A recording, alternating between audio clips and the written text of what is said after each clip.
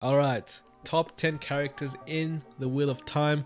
Do keep in mind that I only read 2 books. I only read up to the Great Hunt, so characters will be limited. And of course, if I ever do this in the future again, this list definitely will most likely change. So keep that in mind. If your favorite character is not here, maybe in the future they might find their way into this list. But without further ado, let's get started straight away. Now let's start off with the honorable mentions, bros. First of all, Perrin the Sniffer.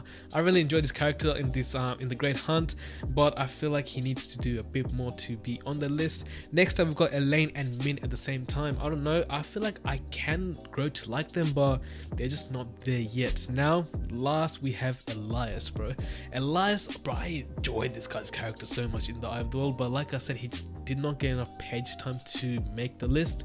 And that's all I have for the honorable mentions, bro. And let's move on to the actual top 10 now. At number 10, we've got Inktober, bro. Bro, I love Inktober from the get-go. Since at the end of the Eye World and throughout the whole Great Hunt, his attitude was always good. Like, everything about him was just so good, bro. And then I feel like at his ending, like, you guys know what I'm talking about, his ending, it was so sad, bro. Like, I don't know, I feel like he left the series in a good note at least, and he redeemed himself, so that's all that matters. And just everything about him, I love him. So he is my 10. He's my 10. And yo, bro, RIP Inktober, man, RIP Inktober. Number 9, we've got Celine, aka Lanfear.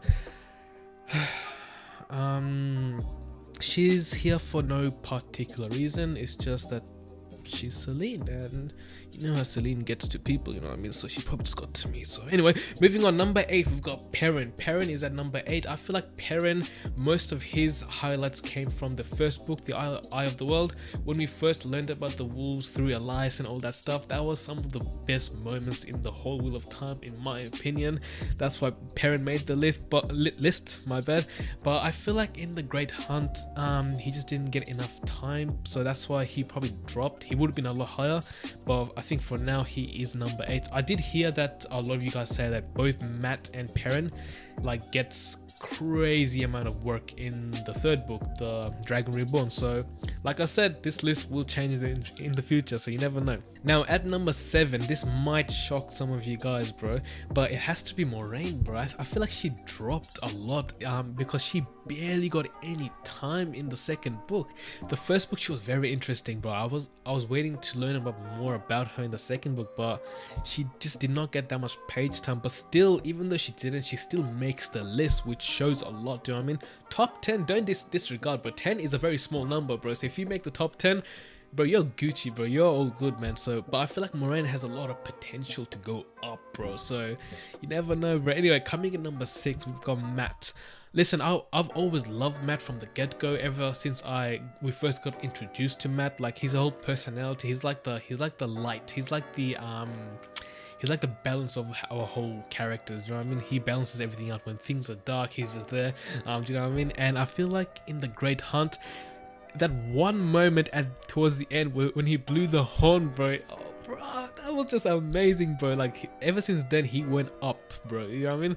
Matt is coming at 6, so I feel like Matt has a lot of potential to like enter top 5, top 3. I don't know, bro, but at the moment I'm gonna leave Matt at number 6. Now number 5, we've got Lan, Moraine's water. Now I've always liked Lan better than Moraine, even though they kind of basically get the same amount of page time. But it's just Lan in the Eye of the World was so good, bro. And even in the Great Hunt, when Moraine was telling Lan how he's pretty much like an envelope to be passed on, do you know what I mean? Like, he was like, I'm not taking that, like, no way. Like, he was pissed off, bro, and I love that, bro. Be true to you, man. And Lan literally is like a badass, bro. He is like that guy. He is that guy in the show, bro. So he is my number 5. Now number 4 is going to be Rand. Now I watched a lot of reviews of people watching the Wheel of Time or reading the Wheel of Time, and in earlier books they don't seem to like Rand, and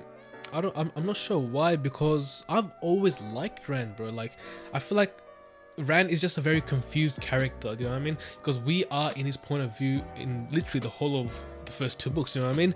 And he he is confused, he does a lot of dumb things, but can you really blame him? Like, he was just a normal farm boy, he always loved Emmons Field, and he just got forced to leave it. Like, he had to leave everything behind, his dad, him finding out that he's like a Aiel person. Like, can you really blame him? And plus his development in the Great Hunt, I thought it was absolutely outstanding, bro. And every single time he got into a battle, it was like some of the best action scenes in the whole entire series, bro. So I feel like Rand is a very underrated character, bro. So that's why he's my number 4, bro, because he has some of the best moments in the whole entire series so far, up to book 2, of course. But I felt like Rand really was amazing in the Great Hunt. Do you know what I mean? He developed so much when he was battling Turok with the actual blade, bro, the Heron blade, and he defeated him. Like, he's showing progression.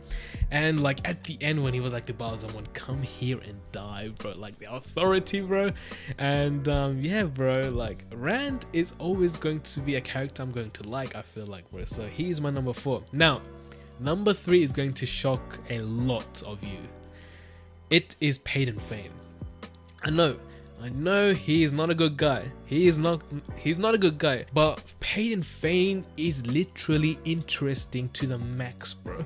Even though he's evil, like every single time we got a Paden Fane point of view, I was glued, bro, because we learned so much through Paden Fane.